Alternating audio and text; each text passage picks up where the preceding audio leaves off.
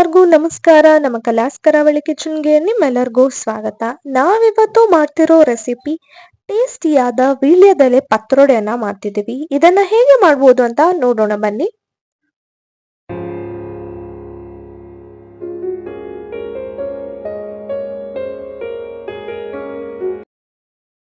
First ನಾವಿಲ್ಲಿ ಉದ್ದಿನ ಬೇಳೆಯನ್ನ ನೆನೆ ಹಾಕ್ತಿದ್ದೀವಿ. ಆಲ್ಮೋಸ್ಟ್ 4 ರಿಂದ 5 ಗಂಟೆಗಳ ಕಾಲ ಉದ್ದಿನ ಬೇಳೆಯನ್ನ ನೆನೆ ಹಾಕ್ಬೇಕಾಗತ್ತೆ.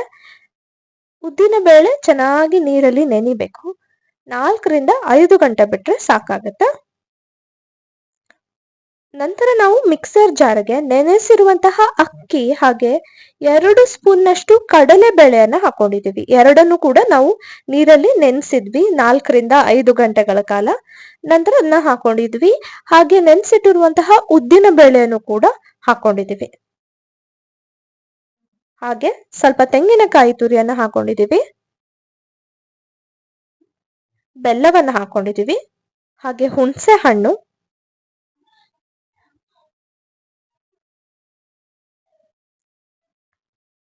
ಒಣಮೆಣಸಿನಕಾಯಿಯನ್ನ ಹಾಕೊಂಡಿದೀವಿ.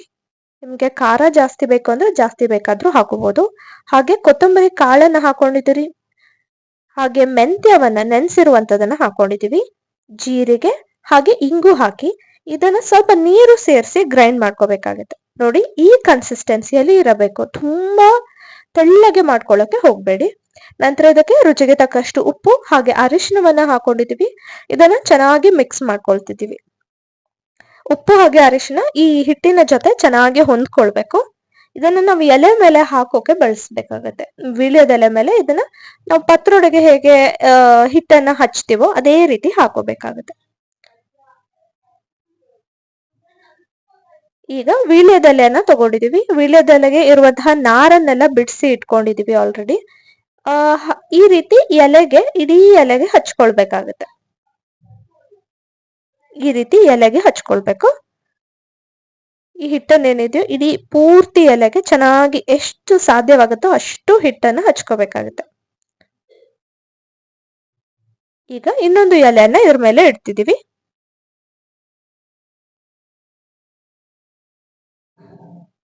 ಈಗ ಇದಕ್ಕೆ ಈ ರೀತಿ ಹಚ್ಕೊಳ್ಬೇಕಾಗತ್ತೆ.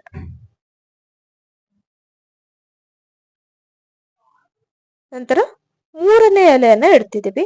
3 ಎಲೆ ಈ ಪತ್ರೊಡೆಗೆ ಸಾಕಾಗತ್ತೆ.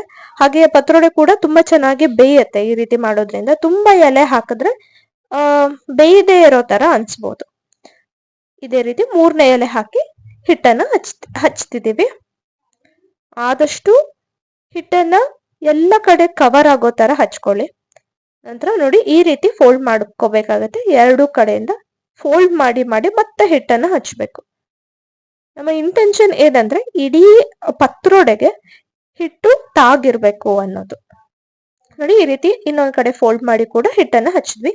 ಈಗ ಇದನ್ನ ರೋಲ್ ಮಾಡ್ಕೋಬೇಕಾಗತ್ತೆ. ರೋಲ್ ಮಾಡ್ತಾ ಮಾಡ್ತಾ ಕೂಡ ಹಿಟ್ಟನ್ನ ಹಚ್ಕೊಳ್ಬೇಕು. ಈ ರೀತಿ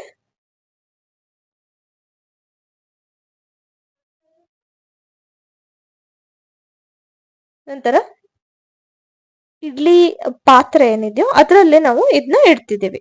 ಇದೇ ರೀತಿ ಇನ್ನೊಂದು ಪತ್ರೊಡೆಯನ್ನು ಕೂಡ ರೆಡಿ ಮಾಡ್ಕೊಂಡಿದ್ವಿ. ಈಗ ಇಡ್ಲಿ ಪಾತ್ರೆಗೆ ಸ್ವಲ್ಪ ನೀರನ್ನ ಹಾಕಿ ಬಿಸಿ ಮಾಡೋಕೆ ಇಟ್ಟಿದ್ವಿ. ಈ ಪ್ಲೇಟ್ ಅನ್ನ ಇಡ್ಬೇಕಾಗತ್ತೆ.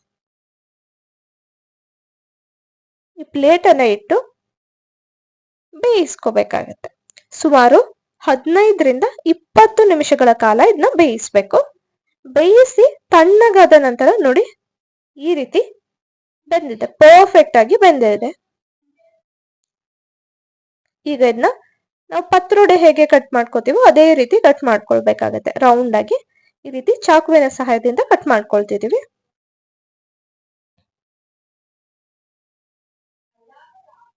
ಈ ರೀತಿ ಕಟ್ ಮಾಡ್ಕೊಂಡಿದೀವಿ. ನಂತರ ನಾವಿದನ್ನ ತವಾ ಫ್ರೈ ಮಾಡ್ಕೊಳ್ತಿದೀವಿ. ನೋಡಿ ಎಷ್ಟು ಚೆನ್ನಾಗಿ ಸರ್ಕಲ್ಸ್ ಬಂದಿದೆ ಅಂತ ಒಳಗಡೆ. ಈಗ ತವಾಗೆ ಸ್ವಲ್ಪ ತುಪ್ಪವನ್ನ ಹಾಕೊಂಡಿದೀವಿ. ತುಪ್ಪವನ್ನ ಸ್ಪ್ರೆಡ್ ಮಾಡ್ಕೊಂಡಿದೀವಿ. ಈಗ ಒಂದೊಂದಾಗಿ ಪತ್ರೊಡೆಯನ್ನ ಇದ್ರ ಮೇಲೆ ಹಾಕೋಬೇಕು. ತುಪ್ಪವನ್ನ ಹಾಕಿರೋದ್ರಿಂದ ತುಂಬಾ ಒಳ್ಳೆ ಅರೋಮಾ ಬರುತ್ತೆ. ಹಾಗೆ ತುಂಬಾ ಟೇಸ್ಟ್ ಕೂಡ ಇರುತ್ತೆ.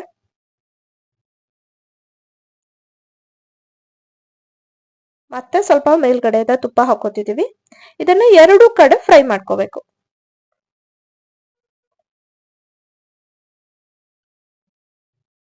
ಎರಡು ಕಡೆ ಇದನ್ನ ಚೆನ್ನಾಗಿ ಫ್ರೈ ಮಾಡ್ಕೋಬೇಕಾಗತ್ತೆ. ನೋಡಿ ಈ ರೀತಿ ಗೋಲ್ಡನ್ ಬ್ರೌನ್ ಆಗಿದೆ. ಎರಡು ಕಡೆ ಇದೇ ರೀತಿ ಗೋಲ್ಡನ್ ಬ್ರೌನ್ ಆಗೋ ತನಕ ಫ್ರೈ ಮಾಡ್ಕೋಬೇಕು.